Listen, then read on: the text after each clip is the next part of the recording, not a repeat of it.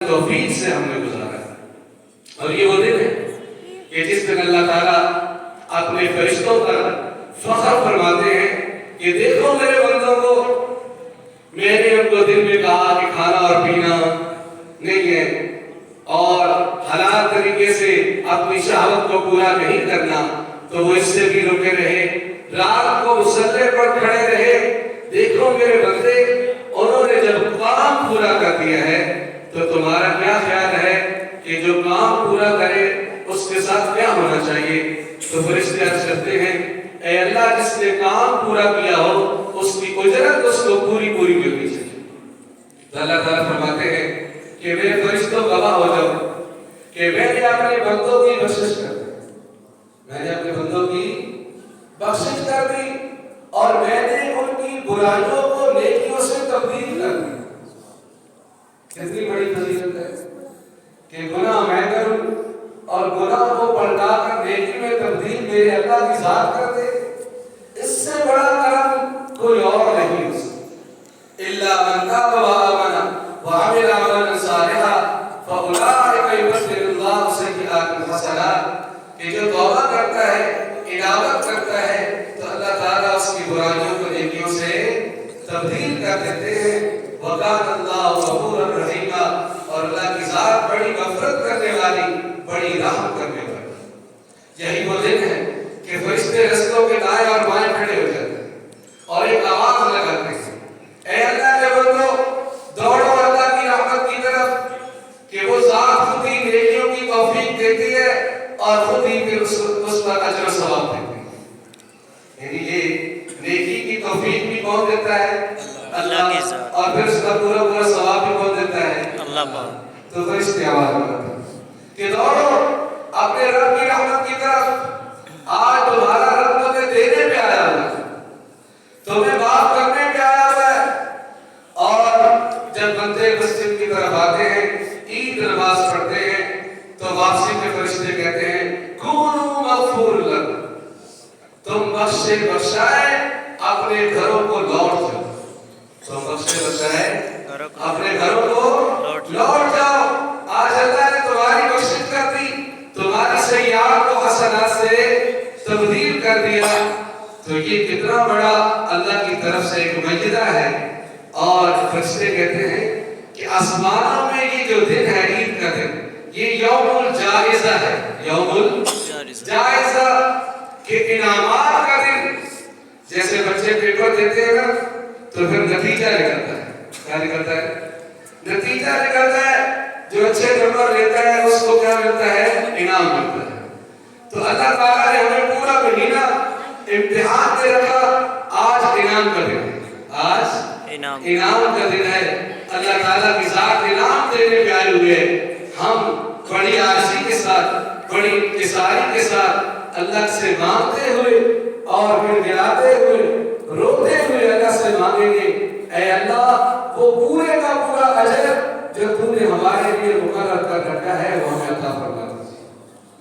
تو اللہ سے بار بار، اور میں نے آپ حضرات کے سامنے قرآن مجید کی آیت مبارکہ پڑھی تھی، قد افلح من تزکا وذکر اسم ربہ فصلی، تحقیق کامیاب ہو گیا وہ شخص کہ جس نے تزکیہ کیا، زکات دی۔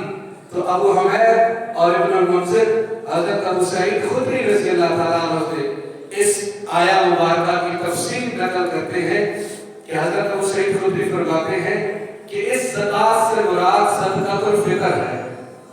اس زکات سے مراد کیا ہے؟ صدقۃ الفطر ہے کہ جس نے صدقہ فطر ادا کیا وہ کامیاب ہو، وہ کیا ہو گیا؟ کامیاب ہو گیا۔ وَذَكَرَ اسْمَ رَبِّهِ فَصَلَّى، اور اپنے رب کے نام کا ذکر کرتا ہوا مسجد میں آیا اور نماز ادا کی۔ تو یہاں اس میں ربی کے ذکر سے مراد تکبیرات تشریق، تکبیرات تشریق ہیں جو ہم پڑھتے ہوئے آئے ہیں، اور فصلى نماز ادا کی، اس سے مراد یہ 2 رکعتیں جو ابھی ہم انشاءاللہ پڑھیں۔ تو آقا صلی اللہ علیہ وسلم نے فرمایا کہ یہ جو صدقۃ الفطر ہے، ہر چھوٹا ہو یا بڑا ہو، ہر فرد پر لازم ہے کہ اس کی طرف سے یہ صدقۃ الفطر دیا جائے، اور غریب بھی، فقیر بھی، مذکر بھی، مؤنث بھی، غلام بھی، آزاد بھی، سب اس کو ادا کریں۔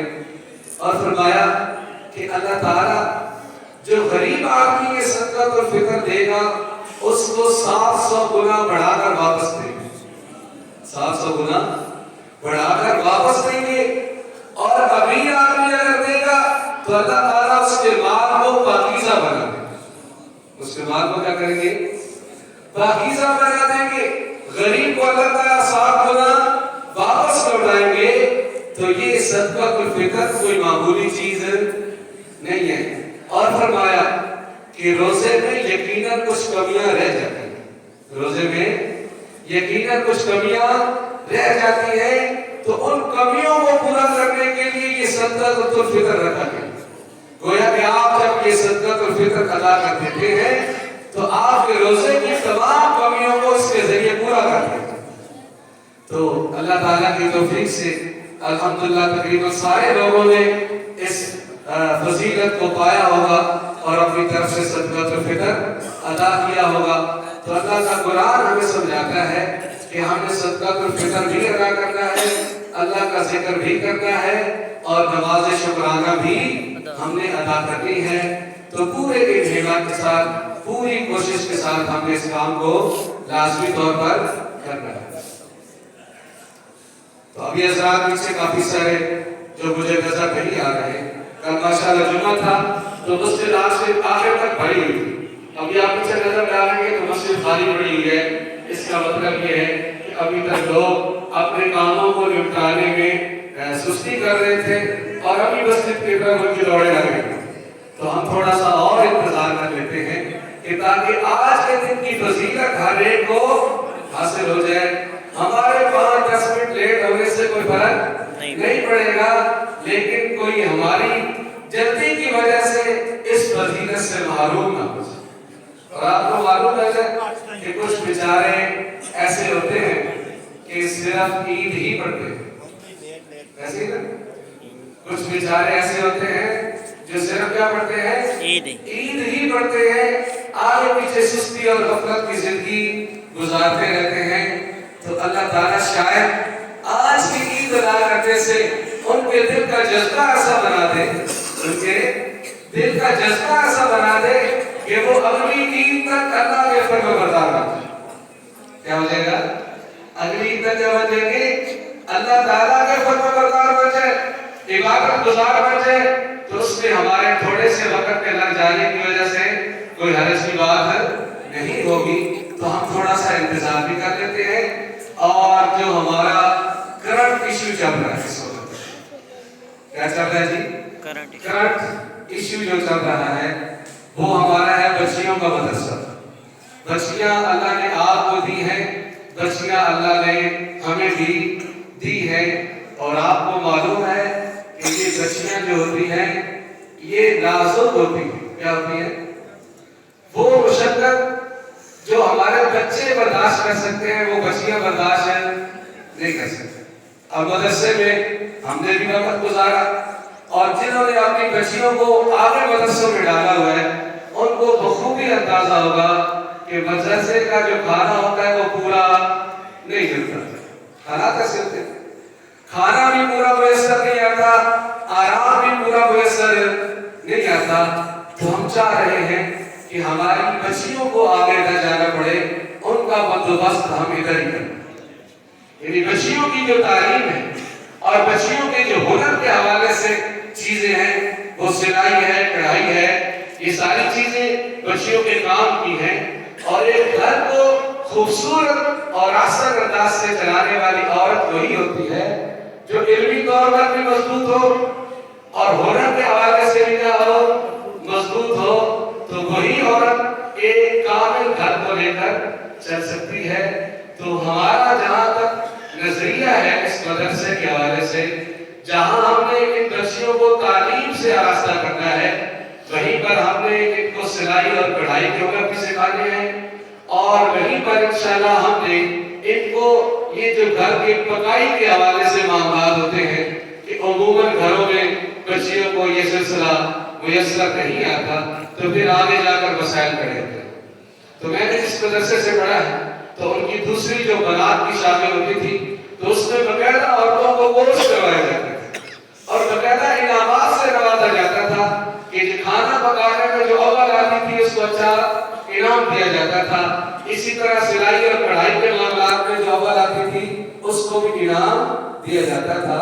تو ہمارے مدارس کی جو شروع کی ابتدا ہے بر صغیر پاک و ہند میں جن مدرسوں کی بنیاد رکھی گئی تھی تو اس میں مردوں کو باقاعدہ علماء کو سلائی کا کام بھی سکھایا جاتا تھا اور حکمت بھی سکھائی جاتی تھی. یعنی اس زمانے کی جو ڈاکٹری تھی اس کی ڈگری بھی کون دیتا تھا؟ مدرسہ دیتا. تو اس عمل کی ضرورت ہے کہ آج بھی ہم کوشش کریں اور اس کی بنیاد ڈالیں کہ جو برسوں سے ایک کام پیچھے پڑا ہوا ہے ہم اس اچھے کام کی بنیاد ڈال دیں گے تو انشاءاللہ جتنی بچیاں اس سے مستفید ہوں گی جتنے گھرانے اس سے آباد ہوں گے تو ہمارا کامل حصہ اس میں ضرور ہوگا. تو ہمیں مدرسے کے حوالے سے آپ حضرات سے چندے کی اپیل ہے. آپ ابھی نقدی طور پر دینا چاہیں نقدی دے دیں. آپ کوئی مٹیریل کے حوالے سے تعاون کرنا چاہتے ہیں چھت کا جو مٹیریل استعمال ہوگا پلستر کے حوالے سے جو سیمنٹ استعمال ہوگا اور فرشوں میں روڑا اور بجری استعمال ہوگی تو جتنا مٹیریل ہے آپ مٹیریل کے حوالے سے بھی فرما سکتے ہیں کہ میں اتنا روڑا لا دے دوں گا میں چھت کے حوالے سے نقدی یا ضرورت ہوگی وہ دے دوں گا میں ایک گارڈر واپس سے لے لیتا ہوں میں جو اوپر ٹیلے لگی ہے واپس سے لے لیتا ہوں. ہمیں کوشش تو یہ کرنی چاہیے کہ اس کمزور بنیاد سے اعلیٰ بنیاد کی طرف جائیں کہ ہم لڑکر ہی ڈال دیں. کیا کریں ہم کیا کریں یہ جو آپ کے سر پر لڑکر کھڑا ہے یہ بلوار والے کو نہیں ڈالا نا جی یہ آپ لوگوں نے ڈالا. یہ مسجد کی مضبوط چھت جو آپ کے سروں پر ہے کل قیامت والے دن مضبوط گھر یہ جنت میں دلائے گی. رسول پاک صلی اللہ علیہ وسلم نے فرمایا تھا کہ کوئی کبوتر کے برابر کی مسجد بنا دے تو کل قیامت والے دن یہ اس کی نجات کا سبب بن جائے. تو مومن جو ہوتے ہیں وہ اپنے ایمان کی حفاظت کے لیے اپنے اسلام کی حفاظت کے لیے ایسے گھروں کی بنیاد ڈالتے ہیں اور ان کو آگے لے کر چلتے ہیں معاملات کرتے ہیں. پھر ایک وقت آتا ہے کہ نتیجہ نکلنا شروع ہو جاتا ہے. تو یہ شروع سے ہی معاملہ رہا ہے کہ اللہ نے بعضوں کو علم دیا ہوتا ہے اور بعضوں کو مال دیا ہوتا ہے. ایسی ہے رسول پاک صلی اللہ علیہ وسلم کی ذات اقدس کو اللہ نے وہ علم دیا تھا جو اولین اور آخرین میں سے کسی کو نہیں ملا. اور ابو بکر صدیق کو وہ حوصلہ عطا فرمایا تھا خرچ کرنے کا کہ اولین اور آخرین میں کسی کو نہیں ملا. اولین اور آخرین میں سے کسی کو نہیں ملا. ہاں لگتا ہے بزرگوں کو سمجھ آ گئی ہے. میرے خیال میں یہ جو ہمارے ساتھی ہیں اللہ ان کو جزائے خیر دے یہ سارے کام مولوی سے کروانے کے چکر میں بالکل اللہ کے بندو جھولی پھیلاؤ لوگوں کے سامنے اللہ کے گھر کے لیے مانگیے بچیوں کے مدرسے کے لیے مانگیے. آپ کو کوئی اپنے لیے مانگنا ہے جو شرم محسوس کر رہے ہیں تو ہماری عادت یہ ہو گئی ہے کہ سارے کام مولوی صاحب کے ذمہ اور تو جانتے تیرا کام جانے کون. میں حیران ہوتا ہوں کہ لوگ ایسے کرتے ہیں کہ مولوی صاحب کو آگے کر کے خود پیچھے بیٹھ جاتے ہیں. تو اب یہ میرے خیال میں ان حضرات کو بات سمجھ آ گئی ہے کہ چندہ کیسے کرتے ہیں. اللہ تعالیٰ جزائے خیر دے. آپ اپنی جیب میں ہاتھ ڈالیں گے اپنی وسعت کے مطابق کچھ نکال کر اس جوڑی میں ڈال دیں گے تو انشاءاللہ کل قیامت والے دن یہ ضرور آپ کے کام آئے گا. اور یہ مقصد نہ سنتاً حسنتاً فَلَهُ أَجْرُهَا وَأَجْرُ مَنْ عَمِلَ بِهَا کہ جو کوئی اچھا طریقہ ایجاد کرتا ہے اس کا ثواب اس کو بھی ملتا ہے اور جتنے لوگ اس پر عمل کرتے ہیں اس کا ثواب بھی ان کو ضرور ملتا ہے. اور فرمایا کہ عمل کرنے والے جو ہیں ان کے ثواب میں کوئی کمی واقع نہیں ہوتی. تو اللہ تعالیٰ سے دعا بھی ہے آپ حضرات کے لیے کہ جو تعاون کر رہے ہیں اور پہلے بھی الحمدللہ آپ نے تعاون کیا تو ہماری مسجد ایک تاریخی مسجد نظر آ رہی ہے. پیچھے الحمدللہ ایک جماعت آئی تھی کراچی سے سفید پوش لوگ تھے تو جب وہ ہماری مسجد میں پہنچے نا تو بڑے پرسکون ہو گئے. کہنے لگے پیچھے کافی ساری مسجدوں سے ہو کر ہم آئے ہیں لیکن جتنا سکون ہمیں اس مسجد میں ملا ہے ہمیں کہیں اور نہیں ملا. سردی کا موسم تھا, سہولیات تھی, تو وہ بڑے خوش ہوئے, بڑی دعائیں تھیں اور بلکہ انہوں نے 3 دن کی بجائے زیادہ وقت یہاں رہا کیونکہ سخت سردی کا موسم تھا. ان حضرات کے ساتھ بوڑھے لوگ تھے اور بوڑھوں کے لیے سردی میں آگے نکلنا بڑا مشکل تھا. انہوں نے آپ کی مسجد کو ترجیح دی. تو جس دن یہ مسجد شروع کی تھی اس دن بھی ہماری جیب میں کوئی پیسہ نہیں تھا, تو اللہ نے آپ حضرات کو توفیق دی. کتنے لوگوں کو کہاں سے توفیق دی. اچھا ابھی ہم نے یہ مدرسہ شروع کیا تو جس دن وہ ہمارے مستری صاحب نے بنیاد ڈالی تو اس دن صرف 30,000 روپیہ تھا. کتنا تھا جی؟ صرف 30,000 روپیہ تھا. تو ہم نے شروع کروا دیا کام. اگلے دن ہم نے وہ اینٹوں کا ڈمپر جو ہے وہ بک کرا دیا. تو اگلے جمعے میں جب بات کی تو آپ حضرات نے جو تعاون کیا سو کیا, لیکن حیرانی کی بات ہے کہ یہ آدمی سلوترا قوم بیٹھی وہاں کی پوری امت پتہ نہیں اس نے کب سے وہ اپنی پوٹلی تیار کر رکھی تھی. اس بوڑھی اماں نے کسی کے ہاتھ میں 40,000 روپے بھیجے. اچھا ماشاءاللہ وہ بتا رہے کہ 40 اور 10 50 اور 5 55,000 روپے ان کی بڑھیا نے اپنی جمع پونجی میں سے, نوجوانوں نے نہیں دیا, اس بڑھیا نے اپنی پوٹلی میں سے نکال کر دیا کہ میرے لیے یہ ذخیرہ آخرت بن جائے. بہت سارے لوگ ہیں جو ماشاءاللہ دل کھول کر تعاون کرتے ہیں. ابھی کل ایک نوجوان نے 30,000 روپیہ سیمنٹ کی مد میں ادا کیا. تو اللہ تعالیٰ کی توفیق سے ہے جس کو اللہ تعالیٰ جتنی. تو یہ آپ کو بتانے کا مقصد یہ نہیں ہے کہ آپ کے ذات 500 کو میں کوئی حقیق سمجھ رہا ہوں. یہ ترغیب کے لیے ہے کہ اللہ تعالیٰ جس کو جتنی توفیق دیتے ہیں وہ اتنی ہمت کرتا ہے. اور میں بتا رہا تھا کہ اللہ تعالیٰ نے یہ تقسیم کی ہے کہ علم کسی کو دیا ہے, مال کسی کو دیا ہے, پھر مال کو خرچ کرنے کا جذبہ بھی کسی کو دیا ہے. تو رسول پاک صلی اللہ علیہ وسلم کے نظام کو جو آگے بڑھانے والے لوگ تھے وہ مکہ کے تاجر تھے. ان میں ابو بکر بھی تھے, حضرت عثمان بھی تھے, عبد الرحمن بن عوف بھی تھے اور حضرت زبیر بن عوام بھی تھے. یہ وہ تاجر برادری تھی جو دینی کاموں میں بڑھ کر ایک دوسرے سے آگے مال اپنا ادا کرتے تھے.